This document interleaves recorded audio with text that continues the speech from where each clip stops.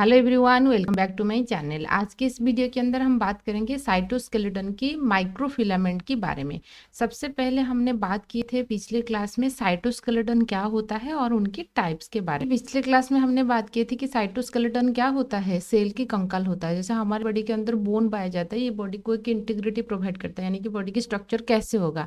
इसी तरीके से हर एक सेल्स के अंदर भी कुछ ऐसे नेटवर्क धागे जैसे स्ट्रक्चर होता है, वो भी सेल को शेप देता है। उसके अलावा और बहुत सारे फंक्शंस होता है, जैसे सेल मसल कंस्ट्रक्शन हो रहा है, जैसे सेल डिवीजन में स्पिंडल फाइबर फॉर्मेशन हो रहा है। पिछले क्लास में हम डिटेल्स बात किए थे, तो आप चैनल पर वीडियो अपलोडेड है, आप जरूर उसको एक बार चेक कर लीजिए। फिर हम देखेंगे क्या है साइटोस्केलेटन जो होता है वो 3 तरीके के होता है। क्या हमने देखते ये एक माइक्रोट्यूबुल्स होता है, यानी कि पाइप जैसे स्ट्रक्चर रहेगा, और उनकी साइज जो होता है थोड़ा मतलब कि ब्रॉड साइज की होता है, 25 नैनोमीटर के आसपास रहेगा। और एक होता है माइक्रोफिलामेंट, नाम से ही आपको समझ में आ रहा है, फिलामेंट यानी कि थ्रेड जैसे फाइबर जैसे स्ट्रक्चर होगा। और एक होता है इंटरमीडिएट फिलामेंट। माइक्रोफिलामेंट जो होता है लगभग 7 से 8 आसपास रहेगा, उनकी नैनोमीटर डायमीटर जो रहेगा 7 से 8। और इंटरमीडिएट जो रहता है उनकी बीचों बीच रहेगा, ना तो सबसे ज़्यादा है माइक्रोट्यूबुल जैसे, ना तो माइक्रोफिलामेंट जैसे लेस है। तो उनकी लगभग 12 नैनोमीटर के आसपास उनकी डायमीटर रहता है। तो डिफरेंट जो तीनों साइटोस्केलेटन होता है उनकी फंक्शंस अलग अलग होता है। हमने पिछले क्लास में माइक्रोट्यूबुल्स के बारे में डिटेल्स बात किए थे कि ये कैसे आपकी सेंट्रियोल बना रहा है, कैसे स्पिंडल फाइबर बना के सेल डिवीजन में हेल्प कर रहा है, कैसे सिलिया फ्लैजेला बना रहा है, हमने देखे थे, और उनके टाइप्स भी। आज हम डिस्कस करेंगे माइक्रोफिलामेंट के बारे में। तो आइए देखते हैं व्हाट इज माइक्रोफिलामेंट। माइक्रोफिलामेंट को हम बोलते हैं एक्टिन फिलामेंट। आपने एक्टिन और मायोसिन ऐसे एक नाम सुने होंगे कहाँ पर, मसल कंट्राक्शंस के टाइम पे। यदि नहीं सुना है आगे हम बात करेंगे फिजियोलॉजी में, ठीक है। अब हम डिस्कस करेंगे माइक्रोफिलामेंट के बारे में। देखिए माइक्रोफिलामेंट्स जो होता है उनकी यदि आप देखोगे जैसे डीएनए डबल हेलिकल स्ट्रक्चर होता है, आपकी माइक्रोफिलामेंट भी इस तरीके से हेलिकल स्ट्रक्चर आपको देखने को मिलेगा, और दो ट्विस्टेड फॉर्म है। ये जो होता है, ये जो ट्विस्टेड फॉर्म आप देख रहे हो उसको हम बोलते हैं फिलामेंटियस एफ एक्टिन, या एफ एक्टिन बोलते हैं, ये आप फिलामेंटियस एक्टिन बोलते हैं, फिलामेंटियस एक्टिन। इस एक्टिन को यदि आप देखोगे, मतलब एक फिलामेंट को यदि आपने निकाल के देखोगे ये कैसे बना हुआ है, इस तरीके से राउंड राउंड यानी कि ग्लोब्यूलर राउंड से प्रोटीन से बना हुआ है, उसको हम बोलते हैं जी प्रोटीन। क्या आपको समझ में आया ना बात? पहले आपको नजर आएगा एक ऐसे ट्विस्टेड स्ट्रक्चर, हेलिकल स्ट्रक्चर, वही हेलिक्स को आपको यदि ब्रेक करना है तो उनकी मोनोमोरिक फॉर्म जो होता है जिसको हम जी एक्टिन कहते हैं, तो ये ग्लोब्यूलर प्रोटीन से बना हुआ है, इसलिए हम उसको बोलते हैं जी प्रोटीन। यहाँ पे हम देखेंगे कि किस तरीके से जो ग्लोबुलर प्रोटीन, जी प्रोटीन को यदि आप देखोगे, जी protein is a bilobed structure. यदि उसको देखोगे ये इस तरीके से, इस तरीके से ये एक लोब हो गया, ये एक लोब हो गया, बाइलोब्ड स्ट्रक्चर हो गया। यहाँ पर एक होता है मैग्नीशियम आयन बाइंडिंग साइट, और यहाँ पर ये क्या करेगा, एटीपी के साथ एटीपी बाइंडिंग साइट रहता है, ये दो लोग आपस में क्या करेंगे, जुड़ेंगे, है ना। तो यहाँ पे बात होता है, जैसे मैंने माइक्रोट्यूबुल्स के बारे में बताई थी कि वहाँ पे जीटीपी बाइंडिंग साइट था, और यहाँ पे याद रखिए एटीपी बाइंडिंग साइट से। तो कौन सी न्यूक्लियोटाइड के साथ ये बाइंड हो रहा है, ये एमसीक्यू आ सकता है, याद रखिए एटीपी के साथ। So there is a cleft present in this bilobed structure. अब हम देखेंगे उनके स्ट्रक्चर के बारे में। ये एक मोनोमरिक जी एक्टिन हो गया, ठीक है। तो इस तरीके से स्ट्रक्चर है, और यहाँ पर उनकी क्लेफ्ट है, ये बाइलोब्ड स्ट्रक्चर को मिल गया, और यहाँ पे एटीपी बाइंडिंग क्लेफ्ट होता है, ठीक है। अच्छा, यहाँ पे हम देखेंगे उनकी जो एटीपी बाइंडिंग साइट्स होता है उसको हम बोलते हैं नेगेटिव एंड, और उसकी अपोजिट साइड्स को हम बोलेंगे पॉजिटिव एंड। तो यहाँ पर नेगेटिव पॉजिटिव की बात आ रहा है, इसका मतलब ये है कि ये पोलैरिटी शो हुआ है ना, ये पोलर नेचर होता है क्योंकि दो चार्ज की बात आ गया।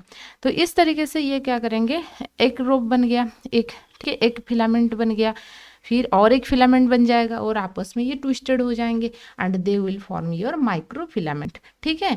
अच्छा, तो उनकी जो बनने की प्रोसेस है ये थोड़ा देख लीजिए कि किस तरीके से उनकी डायनामिक नेचर रहता है। एक्चुअली क्या है, जो सेल्स के अंदर जो साइटोप्लाज्म्स होता है, साइटोप्लाज्म में ये आपको देखने को मिलेगा, एंड स्पेसिफिकली मसल सेल्स के अंदर कुछ स्पेशली वो अरेंज होकर रहता है। एक्टिन मायोसिन आपने इस तरीके से डार्क बैंड लाइट बैंड शायद सुने होंगे, तो इस तरीके से वो प्रॉपर मैनर में अरेंज होके रहते हैं, ठीक है। अच्छा, तो ये बनने की सेल के अंदर ये बनता है, टूटता है इस तरीके से। तो उनकी प्रोसेस हम देख लेंगे किस तरीके से बन रहा है। तो उनकी डायनामिक ऑफ माइक्रोफिलामेंट की बात करेंगे। यहाँ पर 3 फेज होता है। सबसे पहला स्टेप होता है न्यूक्लिएशंस। न्यूक्लिएशंस में क्या होगा, जो मोनोमेरिक जी सब यूनिट हमने देखे थे कि कुछ इस तरीके से था बाइलेप्ट स्ट्रक्चर। यहाँ पर एटीपी बाइंडिंग क्लेफ्ट था, यहाँ पर मैग्नीशियम आयन के साथ वो बाइंड हुआ था। तो 3 जी प्रोटीन जब जुड़ जाएंगे, नॉर्मल बन रहा है, टूट रहा है, इस तरीके से हो रहा है, ठीक है। जब 3 जी एक्टिन 1 2 3 3 जी एक्टिन बन जाएंगे, ट्राइमेरिक सीड हम बोलते हैं या उसको न्यूक्लियस बोलते हैं। उनके बाद क्या होगा, ग्रेजुअली पॉलीमराइजेशन होना स्टार्ट हो जाएगा। पॉलीमराइजेशन होना का मतलब है कि और नया जी प्रोटीन आके जुड़ जाएंगे, ठीक है। तो उस जो नया जी प्रोटीन आके जुड़ रहा है, हम उस प्रोसेस को बोलेंगे एलोंगेशन, यानी कि उनकी लेंथ वाइज ये लंबे हो रहा है, एलोंगेट हो रहा है।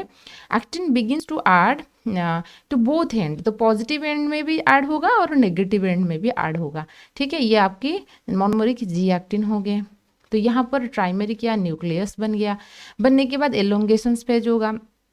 ये आपका नेगेटिव एंड था और ये आपका पॉजिटिव एंड था। याद रखिए, पॉजिटिव एंड में जो पॉलीमराइजेशन होता है उनकी स्पीड थोड़ा ज़्यादा रहता है, स्पीड हाई रहता है। यहाँ पर बात करेंगे स्पीड थोड़ा लो रहता है, लेकिन दोनों में पॉलीमराइजेशन होता है। एक ऐसा टाइम आएगा, ये सेल्स के अंदर हो रहा है, मान लीजिए सेल के अंदर जो फ्री जी एक्टिन था उनकी लेवल, क्योंकि पॉलीमराइजेशन हो रहा है, उनकी लेवल डाउन हो जाएगा, यानी कि डिक्रीज हो जाएगा। एक और इसके अंदर जो पॉलीमराइजेशन मतलब कि जो जी एक्टिन है उनकी लेवल भी बराबर हो जाएगा। उसके बाद क्या होता है, और जी एक्टिन नहीं ऐड नहीं होता है, या तो जितने भी जी एक्टिन ऐड होगा उतने, मान लीजिए एक ऐड हुआ तो एक रिमूव हो जाएगा, ठीक है। यहाँ पर मान लीजिए 2 ऐड हो गया तो 2 रिमूव हो जाएंगे। इस तरीके से होता है, उसको हम स्टेडी स्टेट बोलते हैं, ठीक है। तो उनके नोट्स एक बार देख लेंगे। माइक्रोफिलामेंट को हम एक्टिन फिलामेंट भी बोलते हैं। फिर हम बात करेंगे, ये साइटोप्लाज्म ऑफ यूकैरियोटिक सेल्स की साइटोप्लाज्म में देखने को मिलता है, और उनके डायमीटर 5 से 7 नैनोमीटर। माइक्रोट्यूबुल्स का 25 था, याद रखिए। Short length structure compare to microtubule. Most abundant intracellular protein होता है सबसे ज़्यादा, क्योंकि मसल कंट्रैक्शंस में उनका बहुत ज़्यादा रोल रहता है। सो यहाँ पे हम देखेंगे हाईएस्ट कंसंट्रेशन माइक्रोफिलामेंट की पाया जाता है। Microfilament are the polymer of the G actin, जैसे हमने बात की थी, वो कैसे बना हुआ है, जी एक्टिन से बना हुआ है। इस स्ट्रक्चर में भी आप देख सकते हैं, ये राउंड स्ट्रक्चर दिखाई दे रहा है, ये होता है जी एक्टिन। बहुत सारे जी एक्टिन मिलने के बाद ये बनाता है एफ एक्टिन। 2 एफ एक्टिन आपस में ट्विस्टेड हो गए, बना लिया आपका माइक्रोफिलामेंट, ठीक है। अच्छा, फिर हम बात करें कि किस तरीके से बन रहा है। एक्टिन फिलामेंट की जी एक्टिन से बना हुआ है। जी एक्टिन का बाइंडिंग साइट होता है एटीपी के लिए, ये अच्छे से ध्यान दीजिए। F actin filamentous polar side से एक होता है पॉजिटिव, जो कि बहुत स्पीड्स में तेजी से ग्रो करेगा। नेगेटिव जो एंड होता है इतना स्पीड से ग्रो नहीं करता है, ठीक है। ये होता है आपकी स्ट्रक्चर। और फंक्शंस की बात करेंगे, ये मसल कंट्रैक्शंस में आपकी हेल्प करता है, ठीक है। ये था आपकी माइक्रोफिलामेंट के बारे में। आई होप आपको माइक्रोफिलामेंट के बारे में सारी चीज़ें समझ में आ रहा होगा। वीडियो पसंद आई तो लाइक कीजिए, आपके दोस्त के साथ भी शेयर कीजिए। Thank you.